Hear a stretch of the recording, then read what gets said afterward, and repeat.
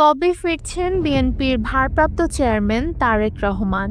দীর্ঘ ১.৫ দশক পর তার দেশে ফেরাকে ঘিরে চলছে তুমুল আলোচনা। রাজনৈতিক অঙ্গন থেকে সামাজিক যোগাযোগ মাধ্যম সবখানেই এখন একটাই প্রশ্ন, তারেক রহমান কবে ফিরছেন?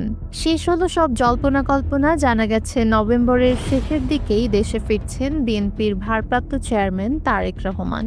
রোববার বিষয়টি নিশ্চিত করেন বিএনপি চেয়ারপারসনের নিরাপত্তা উপদেষ্টা অবসরপ্রাপ্ত মেজর জেনারেল ফজলে এলাহি আকবর। তিনি জানান, তারেক রহমান আগামী মাসের ২০ থেকে ২১ তারিখের দিকে সৌদি আরবে যাবেন। সেখান থেকে ফিরে নভেম্বরের শেষ অথবা ডিসেম্বরের শুরুতে ঢাকার ফ্লাইট ধরবেন। তবে এখনও নির্দিষ্ট দিনটি চূড়ান্ত হয়নি।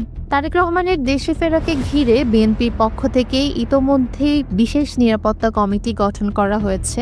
কমিটির একজন সদস্য জানান, ২৩ নভেম্বরকে সম্ভাব্য তারিখ ধরে নিরাপত্তা ব্যবস্থা প্রস্তুত করা হচ্ছে। সরকারের সঙ্গে সমন্বয় করেই সব আয়োজন চলছে। জাপান থেকে আনা হচ্ছে বুলেট প্রুফ গাড়ি, যা পৌঁছানোর পরেই ব্যবহার করা হবে বলে নিশ্চিত করেছেন বিএনপির একাধিক সূত্র। ফেরার পর তারেক রহমান থাকবেন গুলশান ২ নম্বর এভিনিউয়ের ১৯৬ নম্বর বাড়িতে। বিএনপির আন্তর্জাতিক বিষয়ক সম্পাদক ব্যারিস্টার নাসির উদ্দিন আহমেদ ওসি জানান, স্বরাষ্ট্র মন্ত্রণালয়ে গাড়ির অনুমোদনের আবেদন করা হয়েছিল, যা ইতোমধ্যে মঞ্জুর হয়েছে।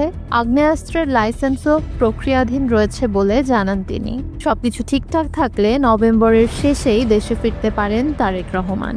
দীর্ঘ ১.৫ দশকের অপেক্ষা শেষে বিএনপি নেতাকর্মীদের মধ্যে বইছে নতুন উচ্ছ্বাস। রাজনীতির মাঠে আবারও ফিরছেন দলের শীর্ষ নেতা, যার ফেরাকে ঘিরে নতুন সমীকরণ তৈরি হচ্ছে বাংলাদেশের রাজনীতিতে।